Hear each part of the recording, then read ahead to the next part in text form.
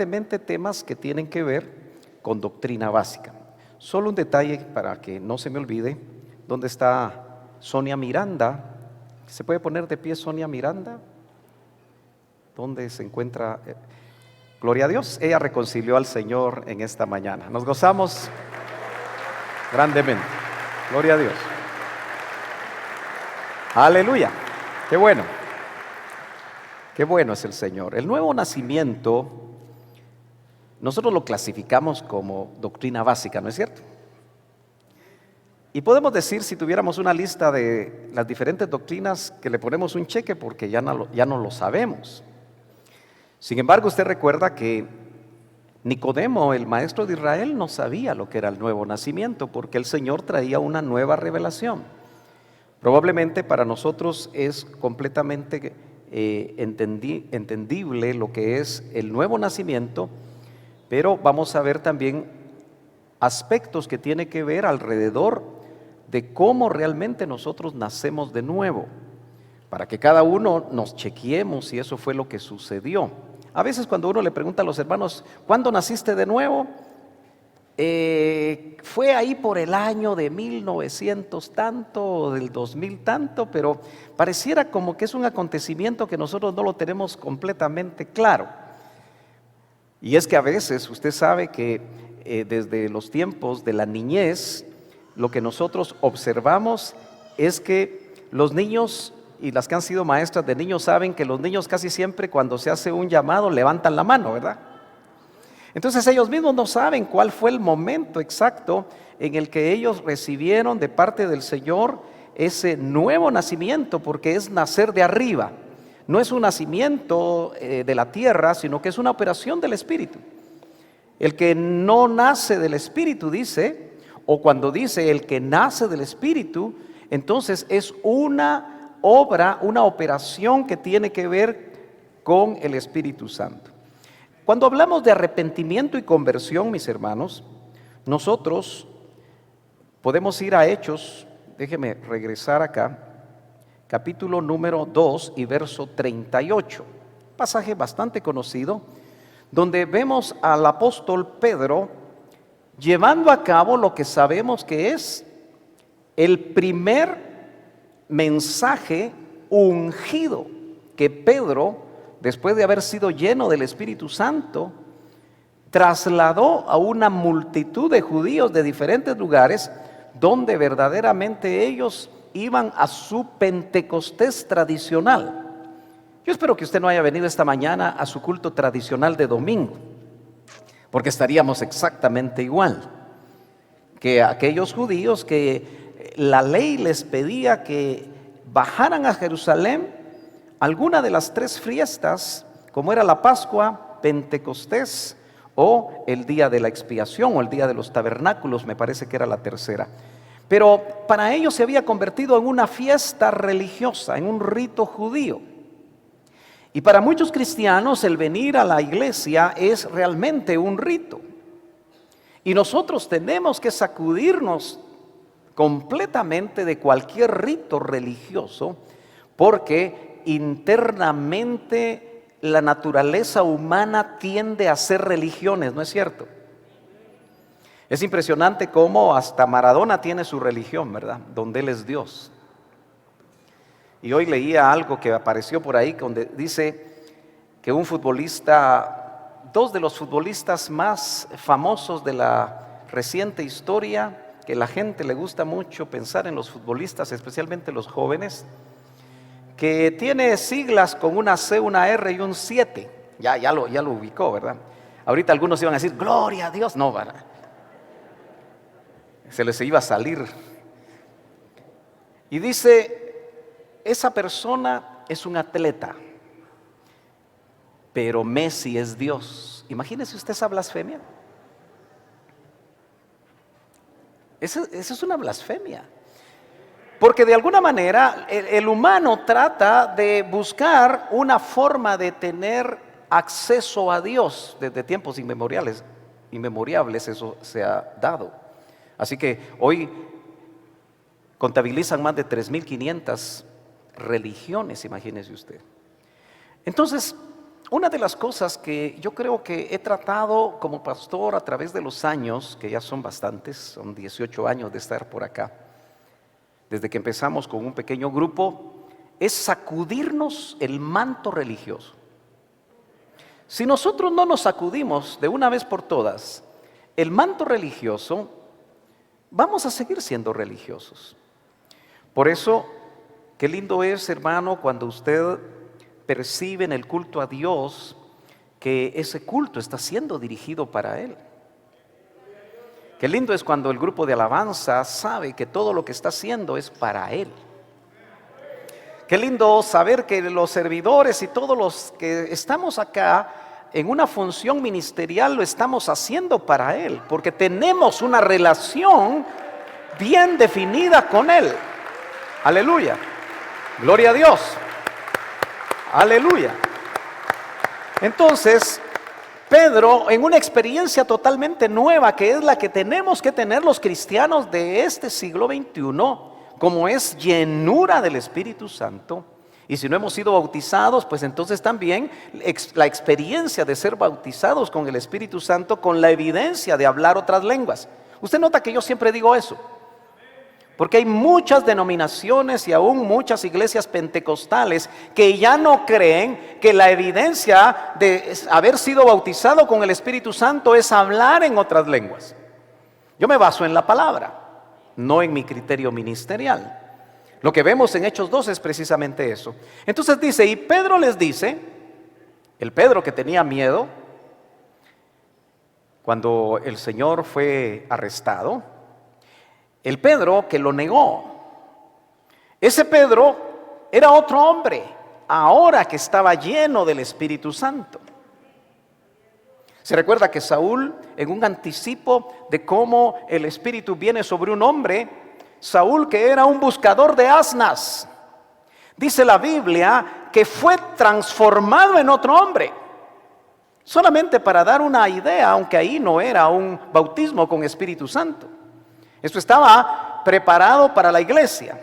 Y entonces ese hombre que tenía temor ahora a esa multitud, que era mucha gente, porque si se convirtieron 3,000 después de ese mensaje, ¿cuánta gente había ahí en la explanada del templo? Y les dijo, arrepentíos y bautícese cada uno de vosotros en el nombre de Jesucristo para perdón de los pecados y recibiréis el don, lo que acababa él de recibir, y los 120 que estaban en ese aposento alto, del Espíritu Santo. Mire cómo un solo versículo resume 3 de esas zambuidas de Naamán, o de esos rociamientos de este lado del velo, como es el nuevo nacimiento, el bautismo en agua que eventualmente se hacía inmediatamente después de convertidos, y de una vez recibir al Espíritu Santo, más que recibirlo era manifestarlo, porque el que acababa de convertirse, ustedes saben que hay un parto gemelar. Si todos los que están aquí no han oído o han oído alguna cosa sobre el parto gemelar, debe recordarlo, porque muchos de nosotros fuimos enseñados con una sana doctrina donde se nos enseñó, y nosotros tenemos testimonio, que el que nace de nuevo entra el Espíritu de Cristo, que es el Espíritu de vida, e inmediatamente, porque es parto gemelar, entra el Espíritu Santo, que es el vino nuevo. Dice amén. En el verso 19 dice, solo que ya en el capítulo 3 no es el mismo sermón, pero es el segundo sermón de Pedro, donde entre los dos mensajes se convierten 8,000 personas. Usted ya se dio cuenta que en Jerusalén, en el año, tal vez no lo podemos ubicar exactamente, pero fue en el siglo I, quizá unos cuantos años después de que el Señor murió, podemos notar nosotros, y le digo esto porque el año del nacimiento de Cristo todavía está en polémica, ¿verdad? Unos dicen que es el 33, pero lo más seguro es que es por ahí, por el 27. Entonces, si Él muere en la Pascua, 50 días después se celebraba el Pentecostés. Y después de esa experiencia vemos estos mensajes, pero no podemos hacer una cronología exacta. Entonces nuevamente le dice Pedro, así que arrepentíos. En lo primero dijo, arrepentíos y bautícese. Está hablando de bautismo en agua. Ahora dice, arrepentíos y convertíos. Dos palabras que tenemos que tenerlas claras. ¿Qué es arrepentimiento? A veces el que se arrepiente parece, hermano, que cree que por derramar lágrimas de cocodrilo muchas veces, es decir, que no hay una correlación entre lo que estás sintiendo por dentro y lo que está sucediendo por fuera. Porque a veces nuestros hijos pequeñitos, ¿verdad? Cuando hacen una travesura se ponen a llorar porque saben que les va a caer. Y dicen, me arrepentí, están llorando, ¿verdad? Y entonces tocan el corazón de la mamá o del papá para que no lo corrija. A veces eso es un arrepentimiento falso. Pero veamos qué significa realmente arrepentimiento. La palabra ahí, cuando se escribe este evangelio, es metanoeo. Meta es una preposición griega y noeo es mente. Entonces, meta, esa preposición lo que trata de dar es dirección o mostrar un cambio. De tal manera que cuando se juntan esas dos palabras griegas, se traduce en nuestro idioma en este tiempo que el arrepentimiento no es derramar lágrimas, puede estar involucrado o sentir un escalofrío atrás en el cuerpo, sino que el arrepentimiento genuino que Pedro, lleno del Espíritu Santo, le está diciendo a todos los que lo están oyendo es: cambien la mente, dejen de pensar como pensaban antes. Ahora, no lo pueden hacer por sí mismos, ese es el asunto, sino que tiene que haber un trabajo del Espíritu Santo. ¿Quién es el que nos guía al arrepentimiento? Se llama Espíritu Santo. El Espíritu Santo de diferentes maneras nos estaba invitando a arrepentirnos hasta que eso fue una realidad. Pero cuando habla de convertíos es epistrefo. Y epistrefo literalmente es dar vuelta. Es decir, que si yo en el mundo, mi dirección, mi meta, mi manera de vivir era hacia acá, convertíos significa que yo giro 180 grados y vuelvo a caminar sobre mis pasos, probablemente tratando de arrepentirme de cada situación que hice, restituir y pedir perdón a las personas que dañé. Es dar la vuelta, es girar. Yo le pregunto a usted, ¿realmente usted ya giró? ¿Ya cambió la dirección donde usted en el mundo actuaba, decía, hablaba, se comportaba de cierta manera? ¿O todavía los que lo conocen, especialmente en su casa, dicen, este es el mismo? Es puro cuento eso que vaya a la iglesia el domingo. ¿Aló?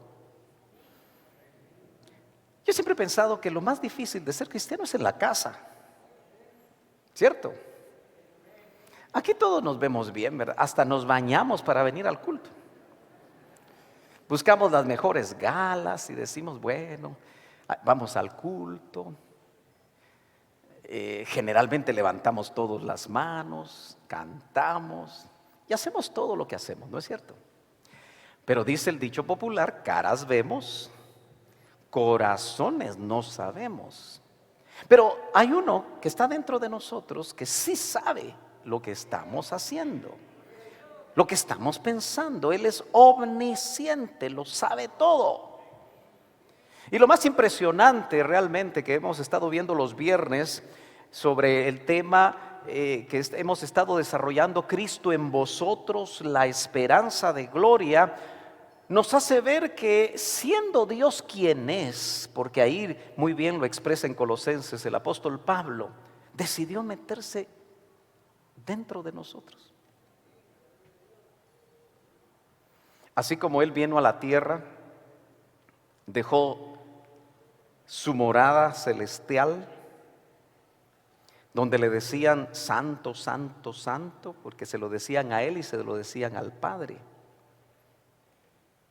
Y ahí estaba también el Espíritu, una triunidad. Y vino a esta posilga llamada tierra. Porque no sé si usted estará de acuerdo conmigo que la tierra normalmente ha sido una posilga. Por eso mi pastor le llamaba a la tierra tierra de muertos. Esta tierra está llena de muertos. Gloria a Dios porque ya vivimos, ¿verdad? ¿Tiene usted testimonio de que ya vive? Si usted tiene testimonio de que ya vive, todos los días necesitamos arrepentirnos. No es solamente un único arrepentimiento, es continuo el arrepentimiento, el cambiar la mente, el cambiar la mente, el cambiar la mente. Por eso la administración de la cena del Señor es poderosa, hermano. No lo manejemos como un rito. Es poderosa al punto que usted sabe que en la cena del Señor es cambiada nuestra genética. Hay una operación tan tremenda que uno no alcanza a comprender cómo el elemento pan, que representa el cuerpo de Cristo, y el elemento vino, que representa su sangre, cuando la ingerimos, puede producir bendición, fortaleza, sanidad, no solo del alma, sino también aún del cuerpo, y ministra vida. Porque al hacerlo mal, ya nota usted que si lo negativo es verdad, que se debilitan, que se enferman y que se mueren aquellos que no lo hacen adecuadamente, entonces lo otro también es verdad. ¿Está de acuerdo conmigo? Entonces, hermano amado, necesitamos cambiar de mente y necesitamos continuamente volvernos de donde queremos ir, porque yo le voy a decir una cosa: el que nace de nuevo le devuelven el libre albedrío.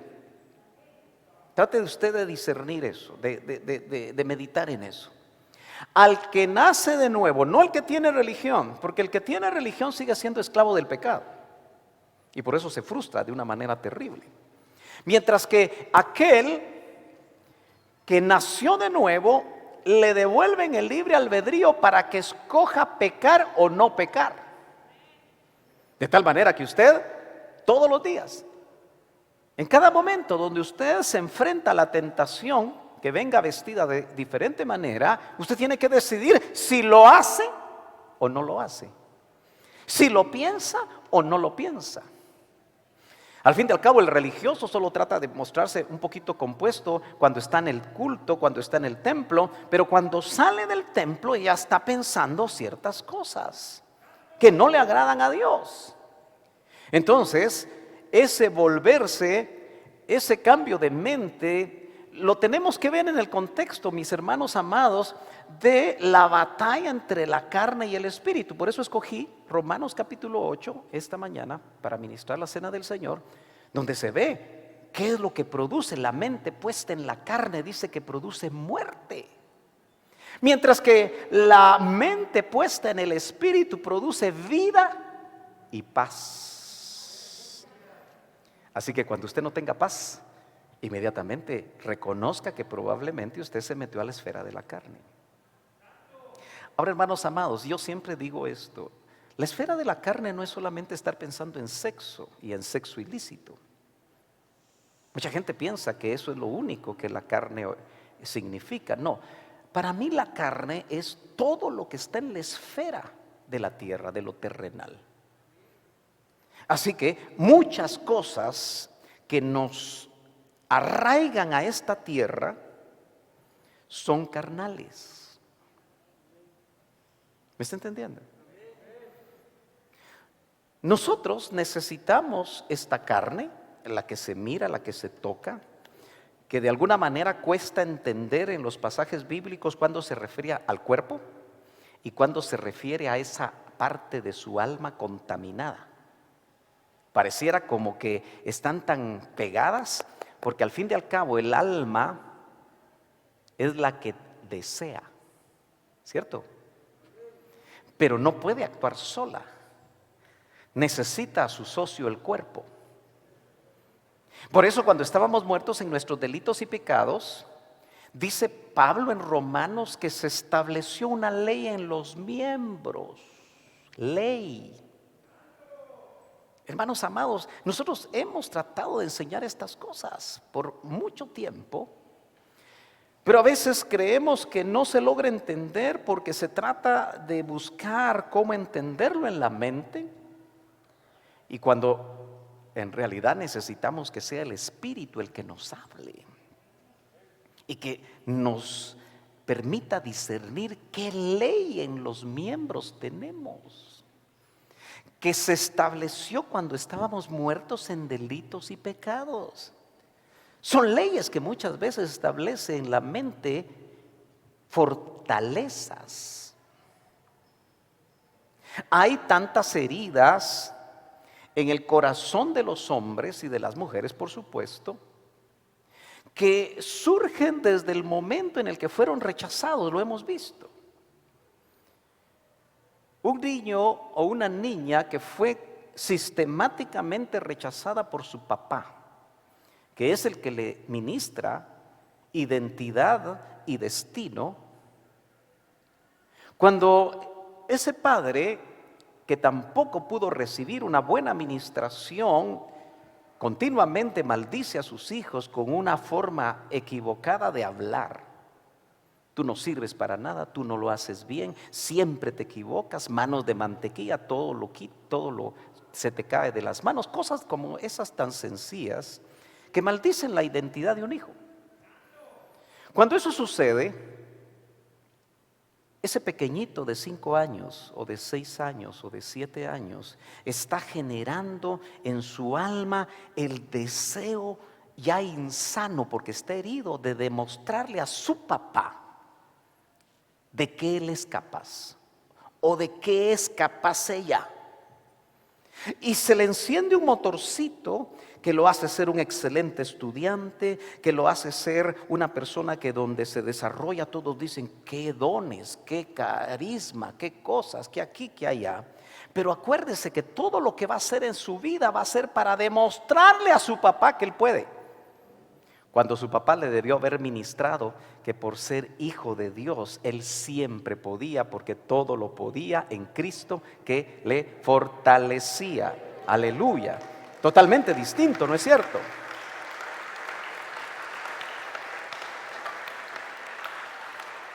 Entonces muchos cristianos carnales son carnales por el motor encendido que tienen.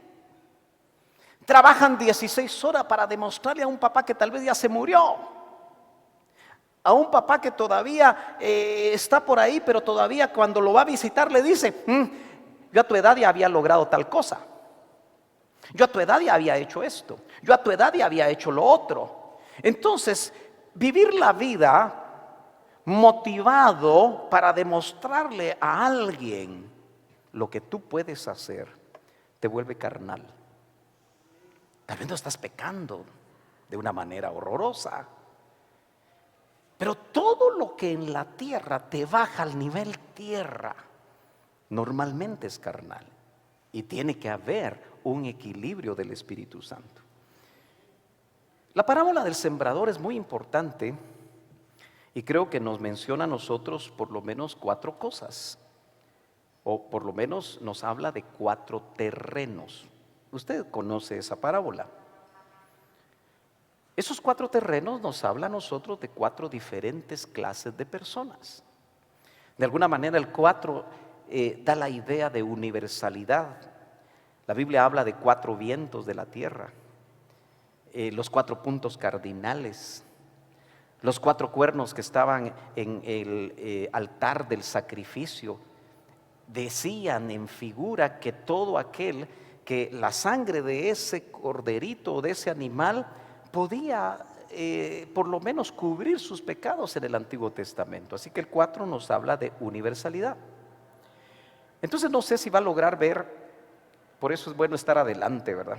Y a veces la luz nos afecta, pero creo que sí apagaron. No sé si, bueno, lo que pasa es que si apagamos las demás, no sé si baja mucho, pero nos ha ayudado un poquito para que los de atrás logren ver un poquito mejor.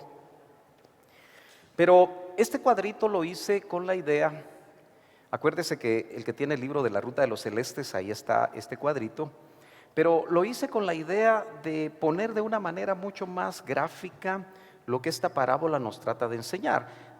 Al lado derecho suyo, ¿sí? Derecho. Usted puede ver que está la clase de terreno. Luego, la acción que el que está en esa clase de terreno hace o se da, la reacción, la operación espiritual que se da y finalmente la consecuencia. Veámoslo rápidamente de esa forma. El primer terreno que la Biblia nos muestra en la parábola es el terreno junto al camino.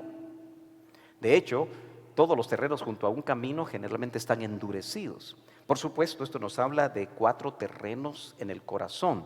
Yo me atrevería a pensar que los que estamos aquí podemos tener algunos una porción de terreno junto al camino, es decir, que el corazón está endurecido y por eso la semilla de la palabra no penetra. Los caminos a la par, o mejor dicho, el terreno junto a un camino. Bájese usted un día que vaya por la carretera y se va a dar cuenta que fue compactada con patas de cabra, le llaman, con maquinaria pesada, con rodillos metálicos muy poderosos. Fue compactado el terreno y es sumamente duro. Si usted quiere saber si una buena compactación está bien, agarre un hierro de 3/8 y con todas sus fuerzas esa varilla trate de meterla, hincarla en el terreno, y si no penetra es que está bien compactado. Y generalmente eso pasa con esos terrenos que están endurecidos junto al camino. Dice que esa persona oye la palabra, como todos nosotros estamos aquí en este momento, pero su reacción, lo que le sucede cuando oye la palabra es que no la entiende. Si usted viene y no entiende, a usted se le tienen que encender la luz amarilla. ¿Me está entendiendo? Porque puede ser que esté siendo usted un terreno junto al camino. ¿Y qué operación espiritual se da? Viene el malo, que es el diablo, y la consecuencia es que arrebata lo sembrado, que ni siquiera penetró. La semillita se quedó junto al camino. Acuérdese que siempre se tiene que hacer un surco para que entre la semilla. ¿Me está siguiendo? ¿Está aquí conmigo? Yo sé que hay calor, pero trate de mantenerse despierto. El siguiente terreno, que es otro tipo de personas, y nosotros siempre tenemos que estar pendientes cuando trasladamos la palabra en una iglesia, en un campo de fútbol, en un parque, en cualquier lugar donde se traslade la bendita palabra del Señor, va a haber gente con un terreno junto al camino.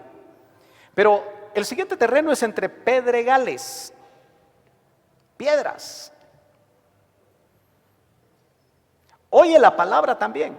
De hecho, es interesante que los 4 oyen la palabra. Pero note que este sí la recibe con gozo. Pero dice la Biblia que no hay profundidad. ¿Por qué? Porque está lleno de piedras. Algunos que han comprado su terreno en algún lugar y lo ven planito, bonito, después, porque no hicieron un chequeo de qué había debajo, encuentran piedras. Y les sale más caro cimentar su casa. Aunque la roca es buena, pero poder hacer zanjas y tratar de cimentar, se gastan más dinero en eso que hacer toda la casa. Por lo difícil que es trabajar con la piedra. Pero aquí dice que este personaje recibe con gozo la palabra. Pero al no haber profundidad, suceden 2 cosas. Viene la aflicción y la persecución. Y la consecuencia es que tropieza y cae. Esto podría parecer que no es importante, pero hermanos amados, una de las cosas cuando uno lee la parábola del sembrador detenidamente es que está hablando de engendramiento, porque la palabra engendra. No es casualidad que la semilla, el término griego, tenga que ver con semen. Porque la semilla, que es la palabra de Dios por explicación del mismo Señor, lo que hace es engendrar. Cada vez que tú oyes la palabra tienes que pensar, ¿Y esta palabra qué me vino a engendrar a mí si tengo buen terreno?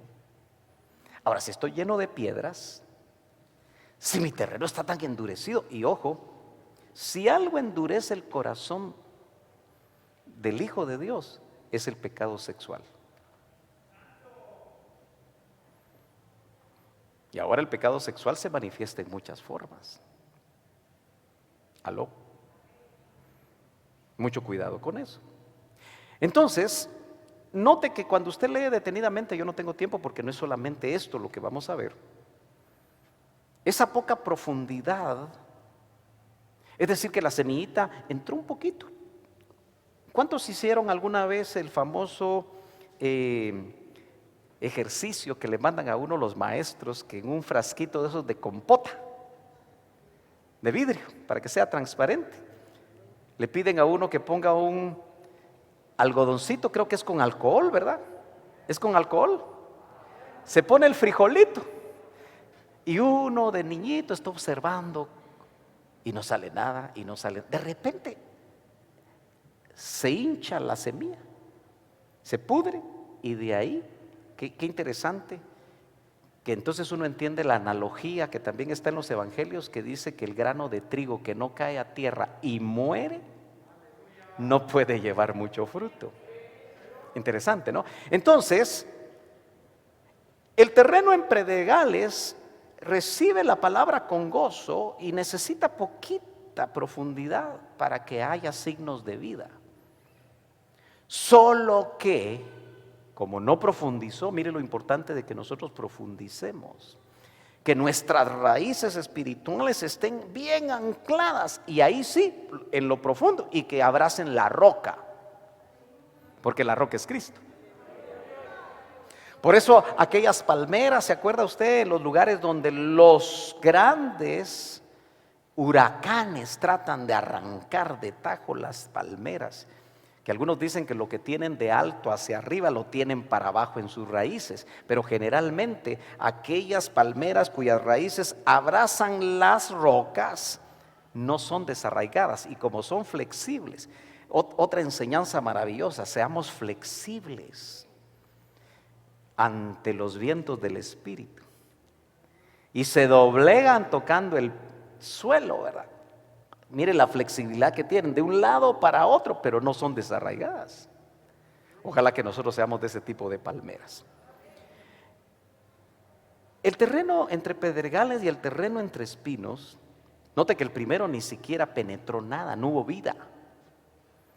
Y usted tiene que saber que en el nuevo nacimiento lo que se produce es la vida Zoe, la vida del Espíritu. Su espíritu tiene que volver a ser conectado con Dios, es la vida del Espíritu. Usted puede ser una persona con vida bios, la vida de su cuerpo, por eso los médicos tratan el cuerpo, o la vida psique, que es la vida del alma. Eso lo intentan trabajar los psicólogos, pero no avanzan mucho y cobran caro. Mejor venga a ministrarse, es gratis. Aleluya. Gloria a Dios. Pero entre el momento del engendramiento y el momento que la plantita surge en el terreno, hay un periodo de tiempo, ¿no es cierto? Es como cuando un hombre engendra en una mujer a través de su semen y pasan 9 meses antes de dar a luz. También hay un periodo de tiempo.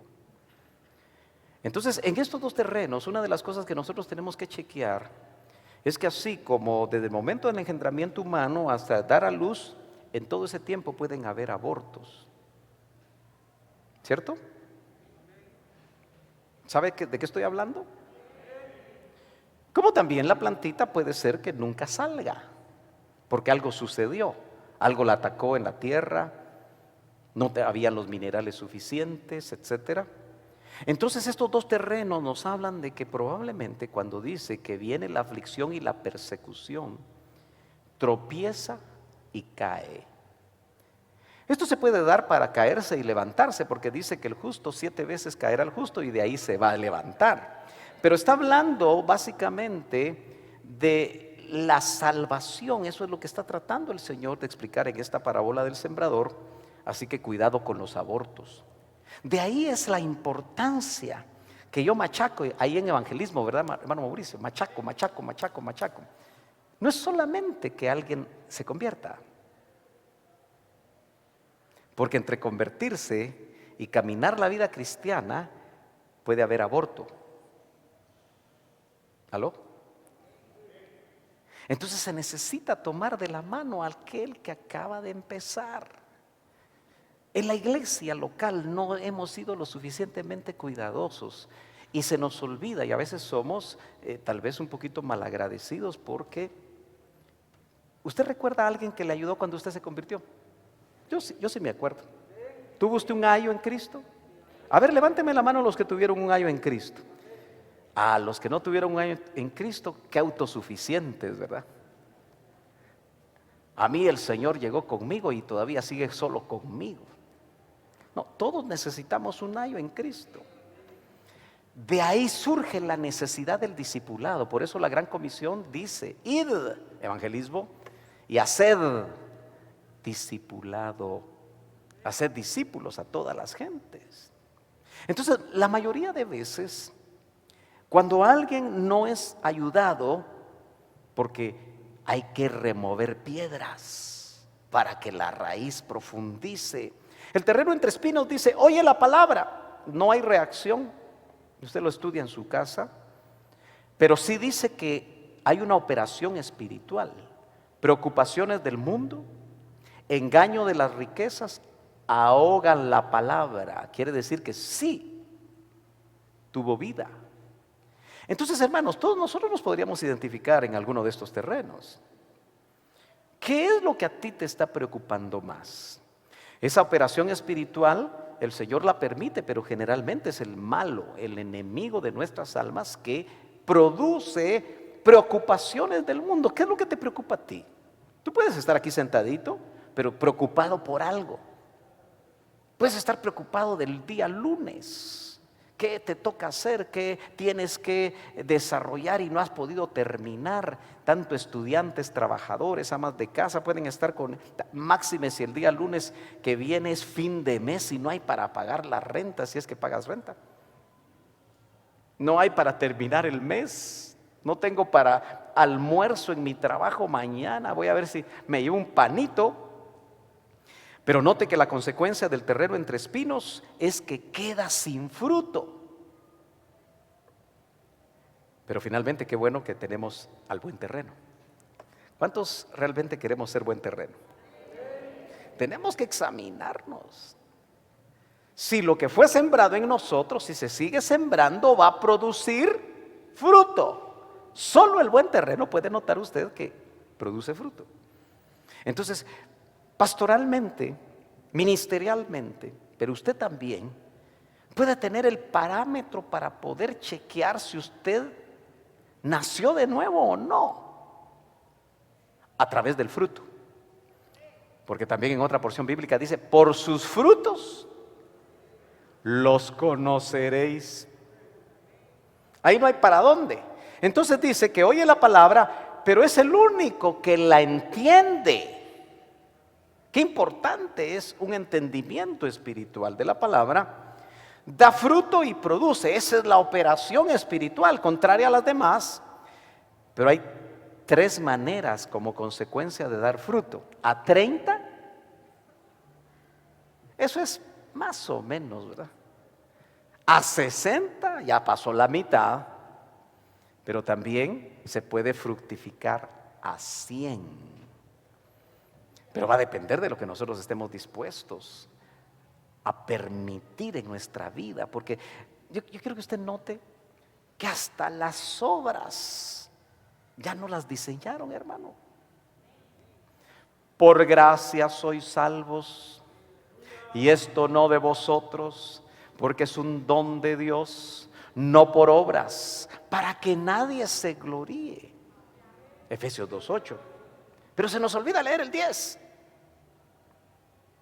Creados para buenas obras. Ahí están los frutos, las cuales Dios preparó de antemano para que nosotros andemos en ellas. Ya está diseñado eso, por eso hay libro de obras. Yo me pregunto si cuando el Señor me permite estar en su presencia, abren los libros de las obras, y cuando yo tenga oportunidad, espero poder tener oportunidad todo lo que tenía que hacer, y de repente no lo hice. Porque uno cree que está haciendo muchas veces lo que Dios quiere, y muchas veces es nuestra propia mentalidad, nuestros propios intereses, nuestros propios planes los que estamos haciendo. Por eso recordará usted aquel misionero que hizo tantas cosas en la tierra, que contaba el hermano Otto, que se lo llevaron. Y él dijo, porque observó que a alguien le habían dado una gran corona y apenas había hecho ciertas cosas, dijo, todo lo que yo hice seguramente me van a dar la llave de la ciudad. Pero lo que le dijeron es, aquí no te aparece nada. Y él no podía entender, porque todo lo que hiciste lo hiciste tú. No te dejaste guiar por el Espíritu Santo. Y le dieron la oportunidad de regresar, y dice que ese hombre entonces sí cambió. Entonces qué importante es que nosotros podamos, al haber nacido de nuevo, fructificar en el fruto, no que ven los hombres, en el fruto que ve Dios. Yo a veces pienso que el fruto que ve Dios no es el que nosotros creemos. ¿Está conmigo? Bueno, hoy estamos como para irnos a las 2 de la tarde. Tal vez usted se va, hermano, pero yo no, ya a la 1 ya tengo hambre. Lo que es nacido del Espíritu, porque el nuevo nacimiento es una operación espiritual, no puede ser intervención, no puede haber intervención humana. Por eso es muy delicado, hermano, cuando nosotros evangelicemos, no forcemos a la gente. Dejemos que la semilla entre y discernamos. Porque si forzamos a la gente, va a ser un forzado que por quitarse la presión va a decir que sí, pero nunca lo vamos a volver a ver. Nos va a dar un teléfono falso, porque no quiere saber nada, porque el que acaba de nacer de nuevo necesita ayuda, y él mismo está consciente que quiere. Amén. Lo que es nacido del Espíritu, Espíritu es, dice San Juan capítulo 3 verso 6 en su parte segunda. Pero también dice el 8, el viento, dice, de donde, yo creo que aquí lo copié mal. El viento sopla de donde quiere y oye su sonido. Así lo deberíamos de leer más o menos, pero creo que está aquí mejor, ¿verdad? No, aquí está la presentación. Bueno, y oye su sonido, mas ni sabes de dónde viene ni a dónde va. Así es todo aquel que es nacido del Espíritu. Es una operación que nosotros podemos estar no conscientes, pero que sí va a tener resultados visibles. El apóstol Pedro, ahora ya anciano, maduro, nos escribe una carta que se le llama carta pastoral. Muchos años después dice, pues habéis nacido de nuevo. Ya él sabía lo que era nacimiento de nuevo. No de una simiente corruptible, sino de una que es incorruptible, es decir, mediante la palabra de Dios que vive y permanece para siempre. Afortunadamente la parábola del sembrador nos la explicó el Señor. Yo hubiera deseado que todas las parábolas las explicara Él, porque si no, nosotros tratamos de dar interpretaciones. Pero Él dijo que la semilla que se sembraba en esos 4 terrenos era la palabra de Dios. Y Pedro lo refrenda al decir eso, que nosotros realmente hemos nacido de nuevo de una simiente, de una semilla incorruptible, es decir, la palabra del Señor. Por eso cada vez que usted oye la palabra del Señor de diferentes maneras, o la lee o la medita, es una semilla que se quiere sembrar, y usted debería de estar con buen terreno. ¿Alguno de ustedes alguna vez en sus terrenos sembró milpa? En sus lotes. A ver, ¿quiénes sembraron milpa alguna vez en su casa para comer elotes en la cosecha? Poquitos, ¿verdad? Poquitos. Bueno, algunos no tienen el deseo de levantar la mano. Pero yo recuerdo que mi mamá nos ponía ahí a hacer el surco para sembrar. Había espacio donde sembrar y salía la mazorca, le decíamos, ¿verdad?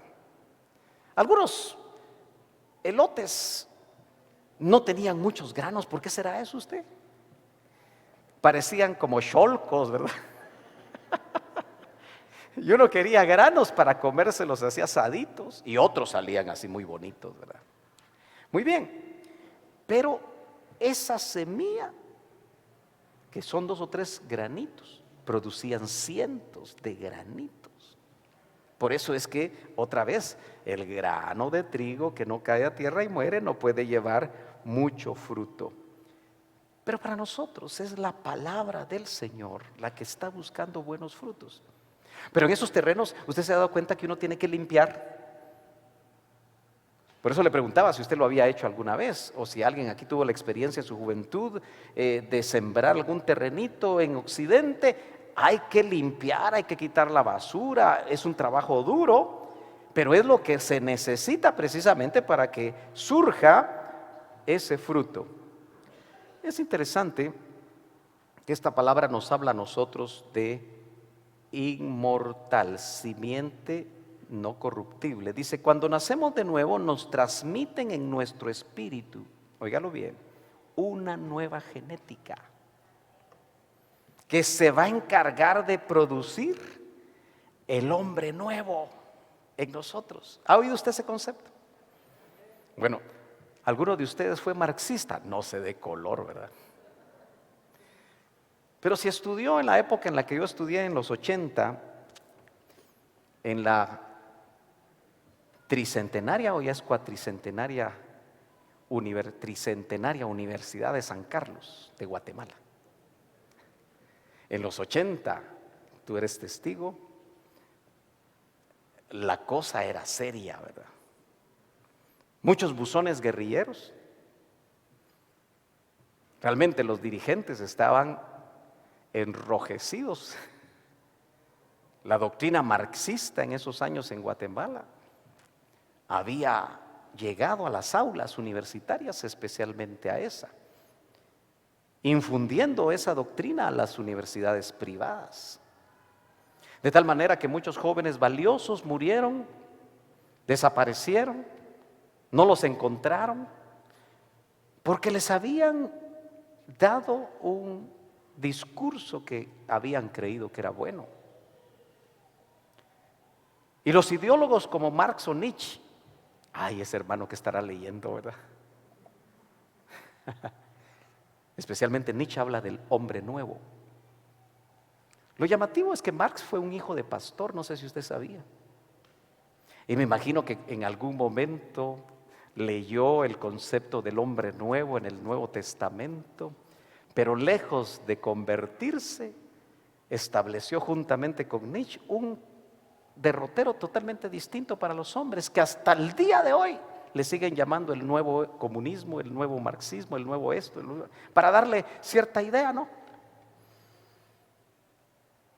Pero es la palabra del Señor la que habla del hombre nuevo, y el hombre nuevo es Cristo.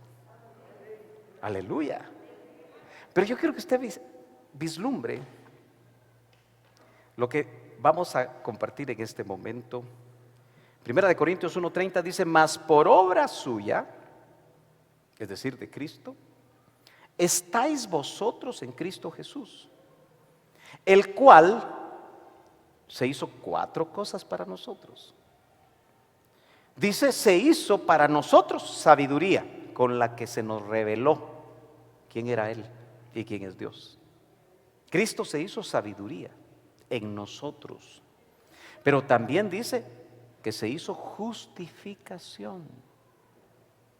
Por eso Romanos 5:1 dice, justificados pues por la fe tenemos paz para con Dios por medio de nuestro Señor Jesucristo. Fue la bomba que explotó en la mente de Lutero, el famoso monje que creía que metido en un cuartito se le iban a ir los deseos pecaminosos y se golpeaba las espaldas porque así le habían enseñado los religiosos y no encontraba paz. Hasta que la palabra del Señor como una semilla le explotó y dijo, no, no es por obras, es por fe. El único que nos puede justificar es nuestro Señor Jesucristo, aleluya. Porque Él nos fue hecho justificación. Pero no dejó ahí el trabajo, porque hay que trabajar al alma. Y entonces dice que nos fue hecho santificación. Hermano, usted no se va a santificar, no se va a apartar por su voluntad,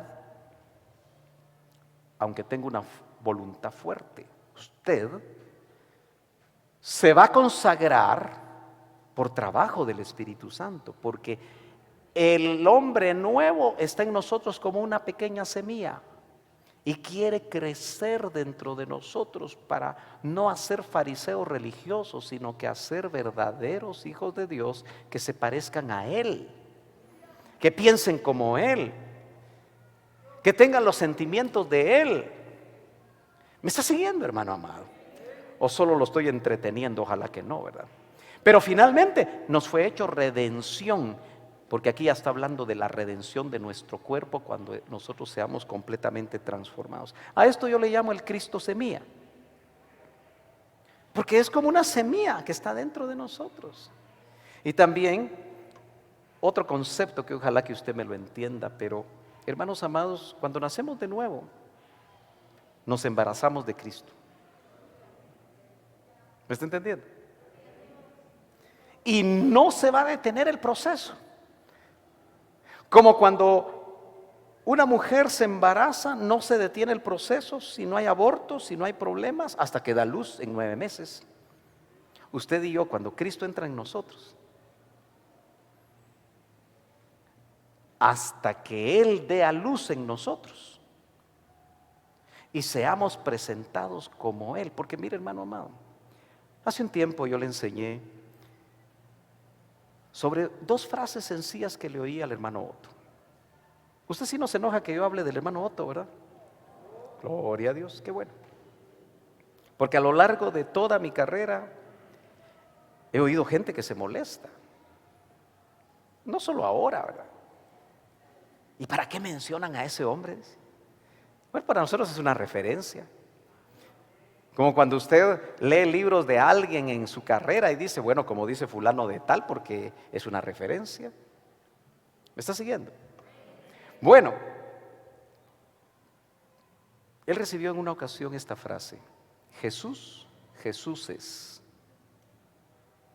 Es decir, que nosotros vamos a alcanzar primero la estatura del varón perfecto, tipificada en Jesús. Jesús, Jesús es en plural. ¿Se acuerda que predicamos sobre eso alguna vez? Pero la otra frase fue Cristo, otro nivel. Cristos, los Cristos van a ser los que en Romanos capítulo 8, verso 23, y en ese contexto del capítulo 8, se presentan ante la creación y que la misma creación gime por la presentación de los Cristos sin ser dioses. Sin ser Dios con D mayúscula. ¿Me está entendiendo? Por eso la tarea ministerial, hermano, es tan mal entendida. Ayer puse una frasecita que lo que yo he entendido es que para ser el concepto complicado entre líder y siervo.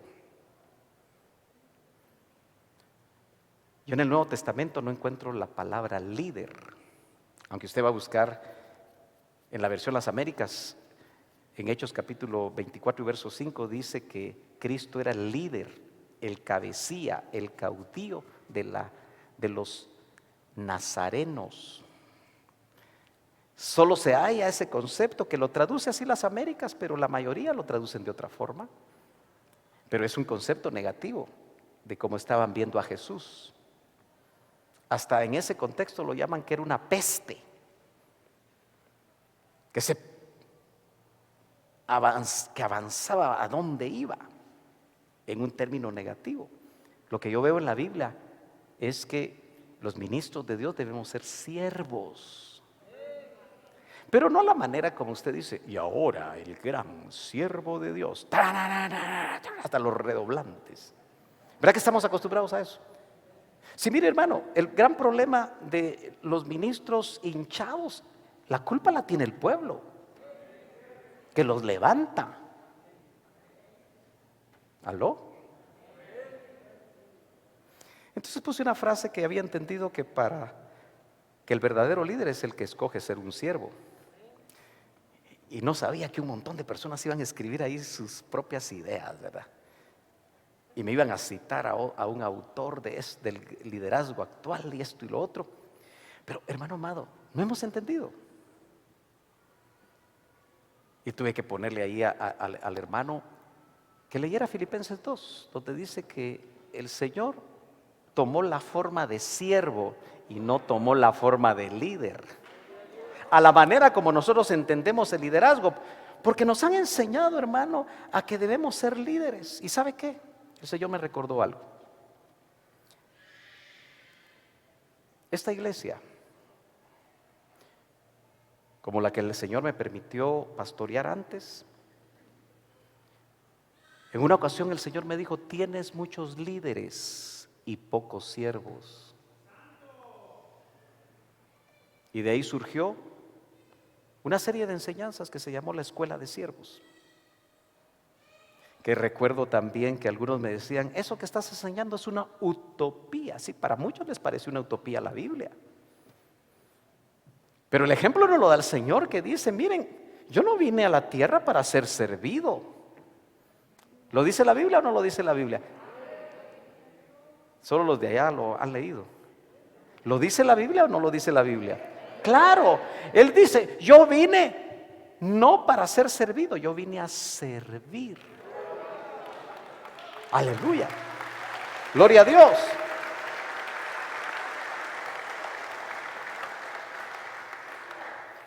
Sus mismos discípulos querían tener un puesto en el reino.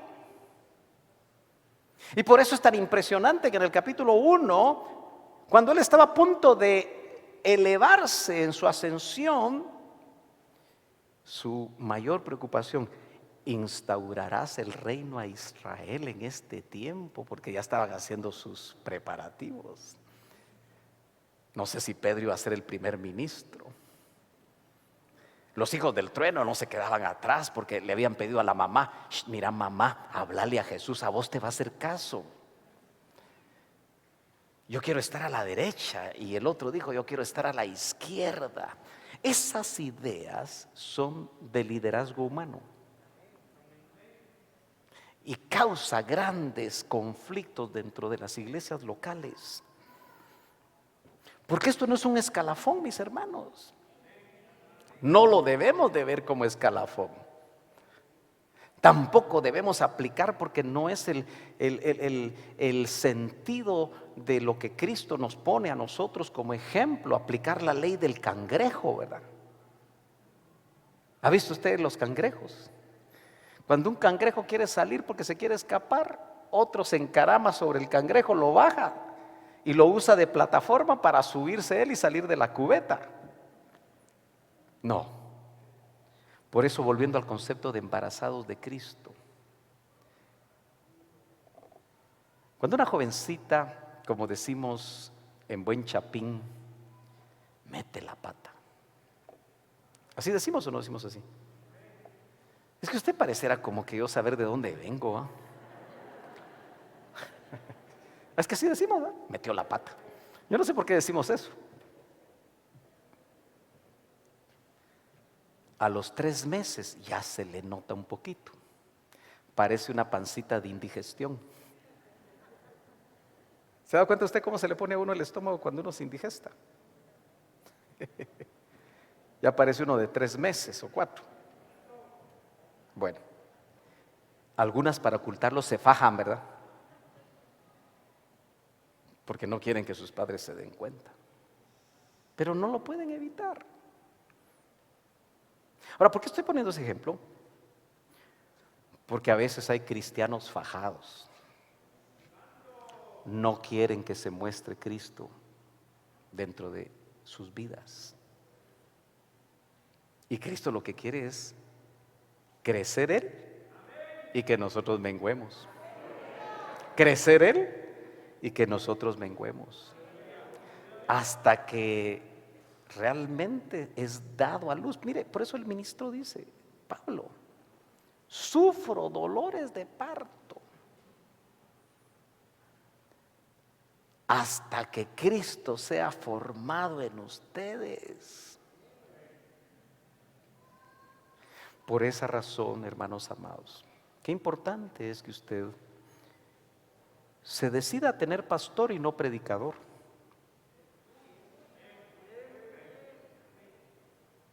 Mucha gente busca predicadores que no se metan en sus vidas. ¿Aló? Pero el pastoreo necesita expulgar a la oveja, ver si tiene bichos. ¿Aló? Ayudarla cuando la ovejita cae patas, las 4 patas para arriba. Dicen que no se pueden voltear por sí mismas, especialmente si tienen mucha lana. Pero no la lana que usted está pensando, estoy hablando de la lana normal de las ovejas. Dicen que no se puede dar vuelta. Y si un depredador la agarra, se la come. Entonces el pastor tiene que ver cómo le da vuelta, ¿verdad? Por eso el pastoreo tiene báculo y tiene vara. A muchos les gusta el báculo, pero no les gusta la vara. Pero el pastor tiene ambas cosas. Bueno, ¿cuántos meses tendremos? ¿Ya se nos nota Cristo? Nuestros amigos dicen, vos tenés algo raro. Ya me di cuenta que ya no chupas. Ya no se te siente el tufo. Yo hablo como Chapín, hermano. Los jóvenes no saben lo que es el tufo, ¿verdad? ¿O sí, hermanos?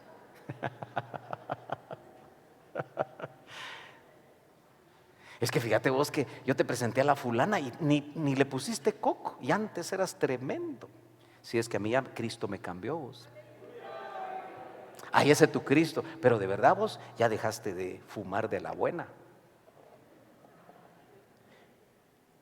¿Estamos entendiendo lo que es el nuevo nacimiento? Lo que es el arrepentimiento, lo que es la conversión. Y que el Cristo semilla se desarrolle en nosotros. El mayor reto evangelístico no es saber presentar los versos que hablan acerca del tema de la salvación. El mayor reto es que tú encarnes a Cristo y que cuando vas a esa persona inconversa perciba que hay algo diferente en ti. No solamente que estás haciendo proselitismo para una iglesia, sino que mira tu interés, percibe el amor de Cristo que está dentro de esa persona y lo que dice, lo dice con amor. Por eso es que nosotros no estamos de acuerdo con que alguien se pare delante de los demás a lo Juan el Bautista, que tuvo su momento, y diga, si no se arrepienten se van a ir al infierno todos ustedes. Porque Cristo, aunque les habló fuerte, usted sabe que a los que les habló fuerte fue a los religiosos. Les llamó sepulcros blanqueados. Juan les llamó a los religiosos serpientes. ¿Se acuerda? Pero usted vio a Jesús hablar con la samaritana y decirle, mira serpiente, deja ese tu marido, que no es tu marido. ¿Verdad que no? Cambió el mensaje. La mujer hallada en el adulterio le dijo, después de que se fueron todos los que le redarguyó que ellos sí tenían pecado y por eso no pudieron tirar la primera piedra, le dijo, ni yo te condeno. El único que la podía condenar no la condenó. Vete y no peques más. Eso fue lo que le dijo.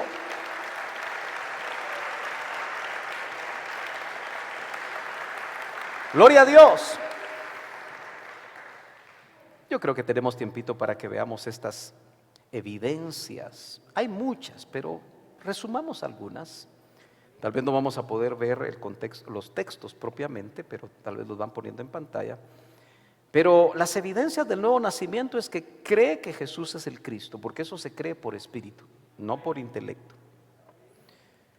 El apóstol Juan en su epístola pastoral, capítulo 5, verso 1, nos indica eso. Pero también en el capítulo 3 y verso 9, Juan nuevamente vuelve a decir que como evidencia del nuevo nacimiento no se practica el pecado. Yo sé que cuando leemos ese pasaje, alguien lo podemos poner en pantalla. Ah, es que ustedes no pueden, ¿verdad? Si yo no me salgo. Entonces mejor lo leo yo. Leamos primera de Juan capítulo 3 y verso 9. Ese pasaje muchas veces nosotros no lo entendemos completamente. Dice, ninguno que es nacido de Dios, nuevo nacimiento. La versión de las Américas lo traduce bien, practica el pecado. Veamos qué dice la Reina Valera. Ahí es donde nos entendía muy bien. Cualquiera que es nacido de Dios no hace pecado. Y hermanos amados, ¿ya nacimos de Dios? ¿Ya nacimos de Dios? ¿Pero nos puede alcanzar el pecado, sí o no? Entonces no entenderíamos, ¿verdad? Por eso es que las Américas lo amplía más y dice, ninguno que es nacido de Dios practica el pecado. ¿Qué es la práctica? Algunos practican correr, otros practican levantar pesas, otros practican deportes. Pero díganme ustedes si para poder ser un buen atleta en lo que practica no lo tiene que hacer por lo menos 1 o 2 veces cada semana, cada día. Los atletas de alto rendimiento se levantan a las 4 de la mañana hasta las 7 y si es nado, están nadando 3 horas. Y antes de terminar el día, vos que nadás, también nadan. ¿Verdad que sí? Están practicando. Entonces ese es el concepto, que el que ha nacido de Dios no anda detrás del pecado, pero el pecado lo puede alcanzar. ¿Me está entendiendo, hermano amado? Entonces cuando usted ya tiene la nueva criatura en usted, es la nueva criatura la que le dice, cuidado. Antes ibas con doña Chole y doña Chole te hacía ojitos. Ya no vayas con doña Chole. ¿Me está entendiendo? La nueva naturaleza nos permite tomar decisiones que agradan a Dios. Pero a veces nos descuidamos. La figura es que usted va corriendo y detrás lo quiere alcanzar el pecado. Pero usted no se deja. ¿Aló? Pero si usted es el que va corriendo detrás del pecado y eso usted lo define según cómo viva, entonces tiene que ver que no hay evidencia de nuevo nacimiento. Aunque cante, aunque predique, aunque diezme, aunque ofrende. Claro, se habla de cristianos carnales y cristianos espirituales. Pero un cristiano carnal, si tiene la nueva naturaleza, no puede estar tranquilo. No puede estar tranquilo. Si te alcanzó el pecado, no estás tranquilo. Buscas arrepentirte. Y si ves que continuamente el pecado te alcanza, buscas administración para ser liberado.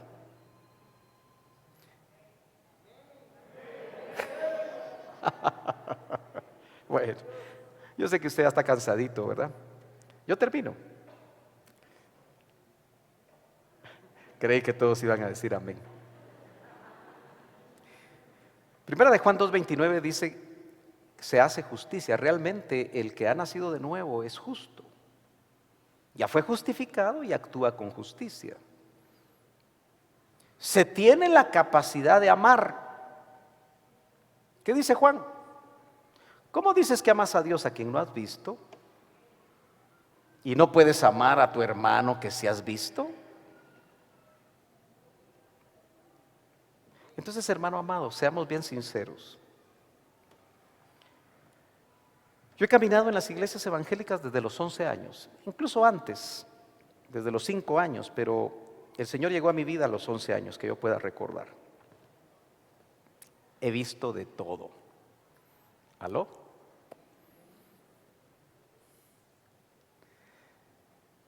Y lo llamativo es que muchas veces nosotros En las iglesias evangélicas, ¿sabe usted que hasta se puede perder usted en una iglesia evangélica? Hoy hay iglesias evangélicas donde la gente se está perdiendo. No es un antro de pecado, pero les cambian la doctrina y pareciera como que pueden hacer muchas cosas. Y lo que hacen es exacerbar sus deseos. Ahora yo me pregunto, esa persona no se ministró, esa persona no permitió que las leyes en sus miembros fueran quitadas, no fue liberado, porque a la primera de cambio les cambian la doctrina y quieren hacer lo que hacían en el mundo. ¿Me está siguiendo? Pero la capacidad de amar. ¿Ha oído usted los conceptos de que en las iglesias no hay amor? Y usted puede pensar que tampoco en Betel, esa iglesia no hay amor. Yo cuando oigo eso me pongo a pensar, ¿y por qué no la persona que dice que no hay amor en la iglesia a la que va, empieza amando? No sé si me doy a entender. Si yo digo, aquí no hay amor, la oportunidad que tiene la persona de empezar a amar puede hacer un cambio. Generalmente quien dice que no hay amor es porque no está dispuesto a dar. Pero una de las evidencias del nuevo nacimiento es que hay una capacidad de amar. ¿Usted ha leído cuando dice que el Espíritu Santo derramó el amor en nuestros corazones? ¿Lo ha leído? ¿Por qué no fluye? En una ocasión yo pude darme cuenta que es como que nosotros tuviéramos un dique, que el amor fue derramado y la figura es líquida, ¿verdad?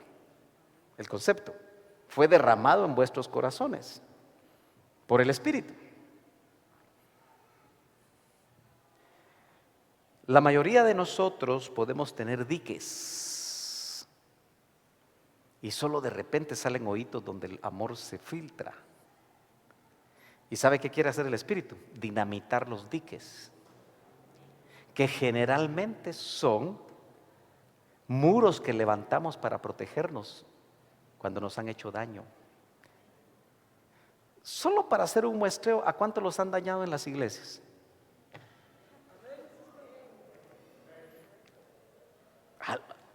A muchos no los han dañado, qué bueno, ¿verdad? Gloria a Dios, porque no, tal vez ellos han dañado.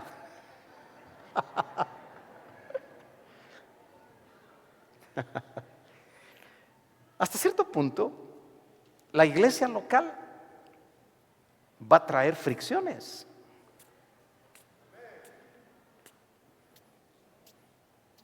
Porque de repente somos piedrecitas con picos, ¿verdad? Y nos tienen que quitar este pico. ¡Ay! ¡Ay! Por acá. Hasta que nos dejan lisitos. ¿Por qué?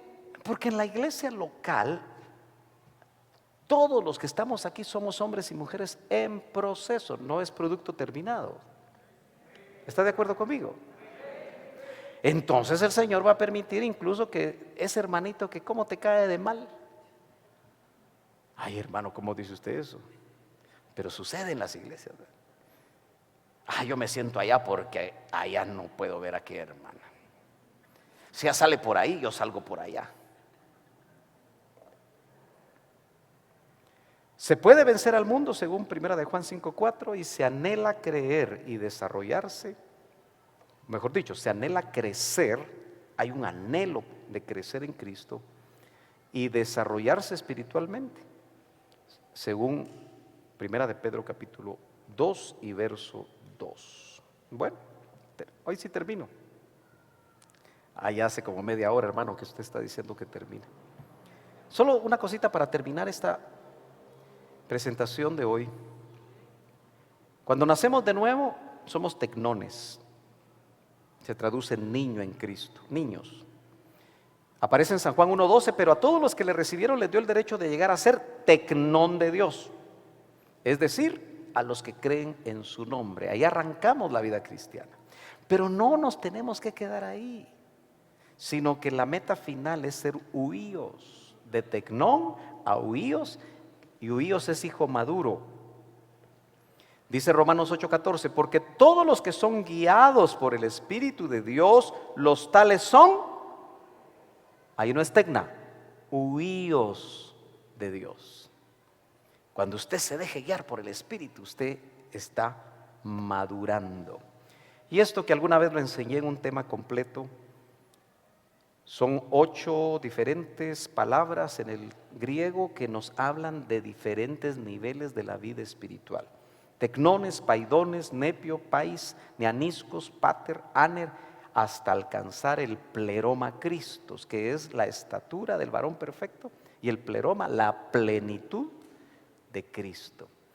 Cada uno de esos estadios nos muestra a nosotros nuestro desarrollo espiritual. Así que la vida cristiana es dinámica.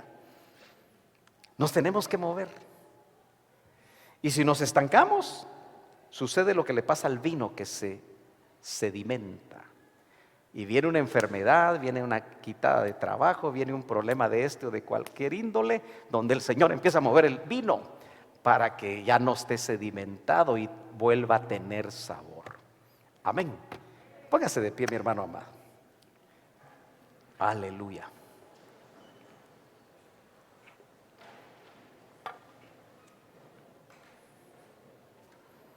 Hemos visto la importancia del nuevo nacimiento como la puerta que nos permite volver a la ruta, porque antes de nacer de nuevo, aunque hubiéramos tenido religión, no sabíamos a dónde íbamos. Pero ahora, con el nuevo nacimiento, con Cristo adentro de nosotros, Él se quiere desarrollar. Así que incline su rostro. Y aunque la pregunta es ociosa para muchos, usted tiene que tener testimonio de haber nacido de nuevo.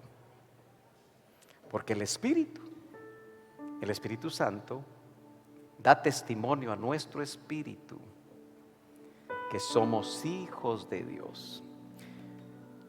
Todo aquel que tenga ese testimonio, ¿por qué no levanta un momentito sus manos?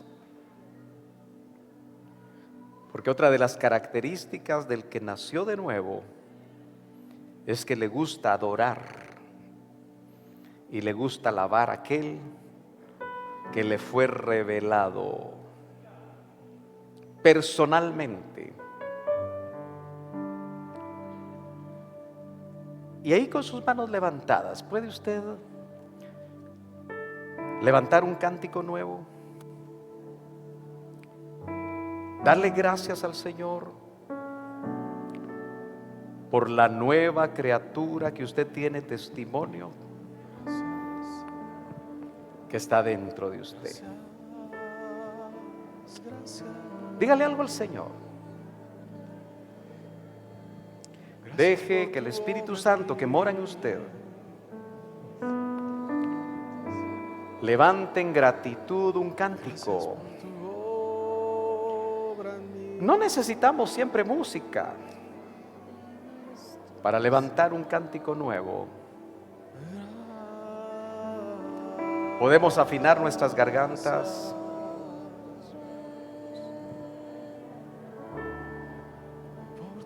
y levantar delante de su presencia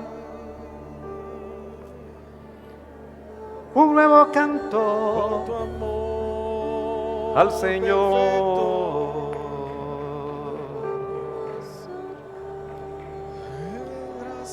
para darle gracias a Él por su misericordia con cada uno.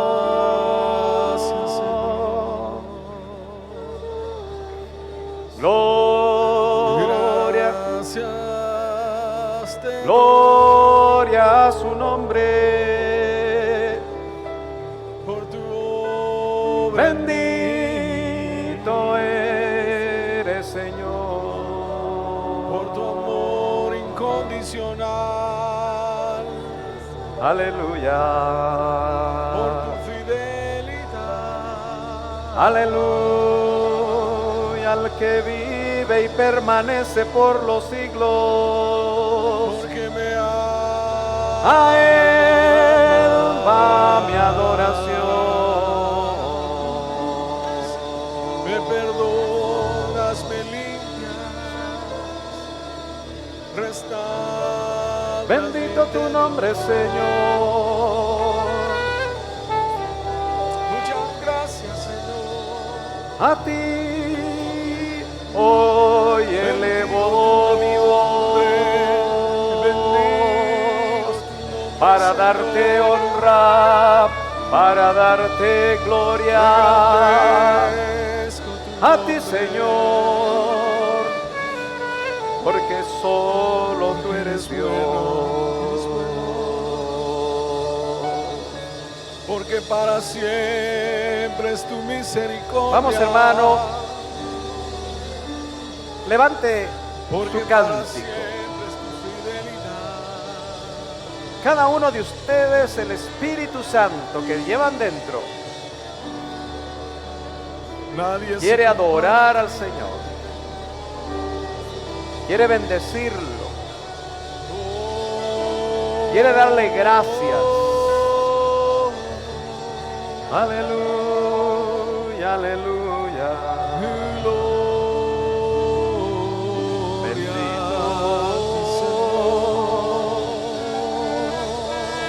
Bendito Señor. Gloria a ti, Señor. Te alabamos, te bendecimos, levantamos nuestras manos para honrarte, para glorificarte, para darte a ti todo el honor.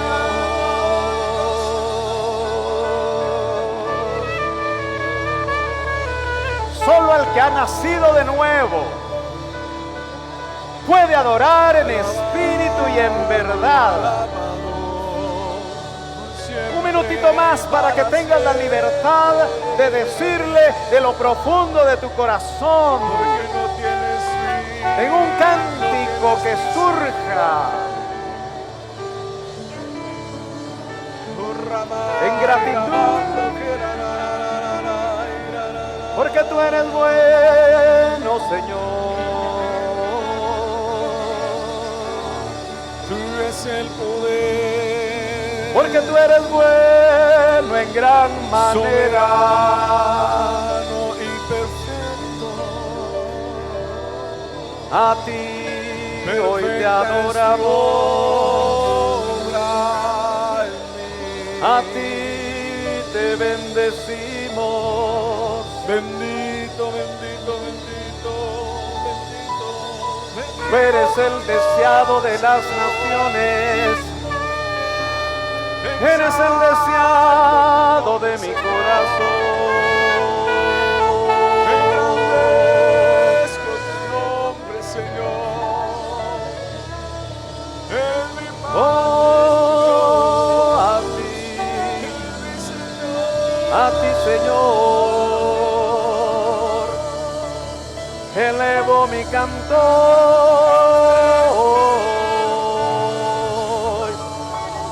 Deje que por un momento más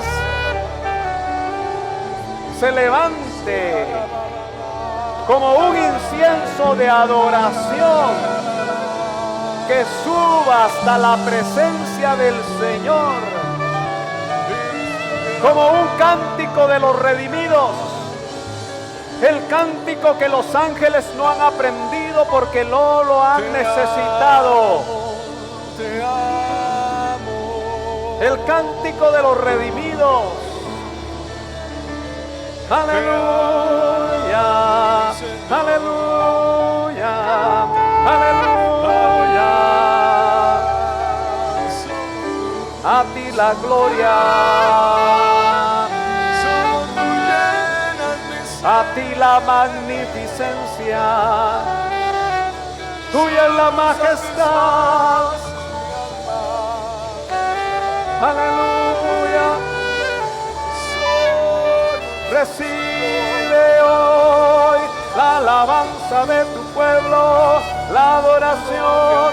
Recíbela, Señor, que te sea agradable.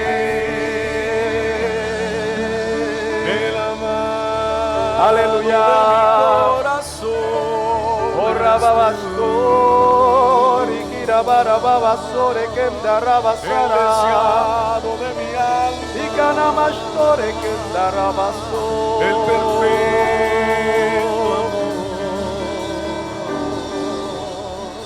Gracias, A Señor. ti, solo a ti. Aleluya. Te adoro. Aleluya. A ti Aleluya. te pertenezco. Aleluya. Bendito tu nombre, Señor. Tú sustentas mi ser. Aleluya. Tú llenas mi vida. Ira baba basha, dara baba baba. Ira rara baba sorra que nora baba basore que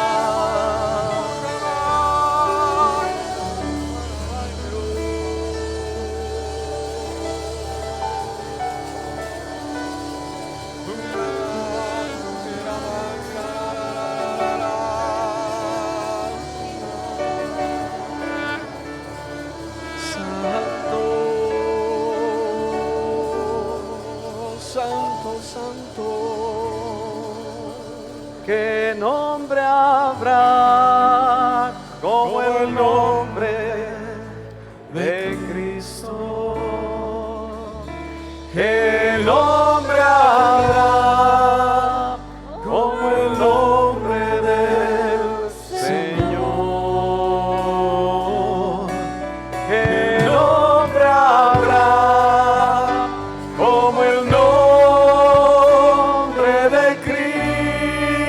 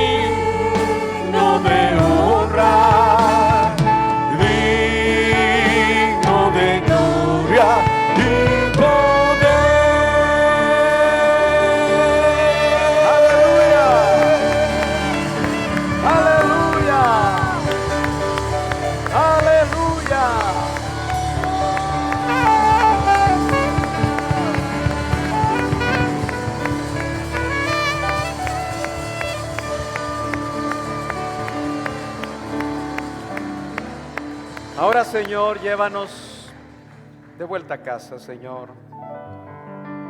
Que todo lo que hagamos este día te honre como esta semana que inicia.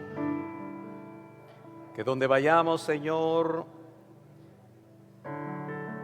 los que incluso no nos conocen puedan oler el olor de Cristo en nosotros. Guárdanos de todo peligro, Señor, de todo mal. Bendice toda actividad. Provee, Señor, a la necesidad de cada uno. Te lo suplicamos en el nombre de Jesús. Amén y amén. El Señor me los bendiga, hermanos amados, y nos vemos pronto, nuevamente este miércoles a las 7:30, viernes igual, y los sábados a las 9 de la mañana. Recuerda que hay ayuno, y nuevamente el próximo domingo a las 9. Que el Señor los bendiga a cada uno de ustedes. Amén.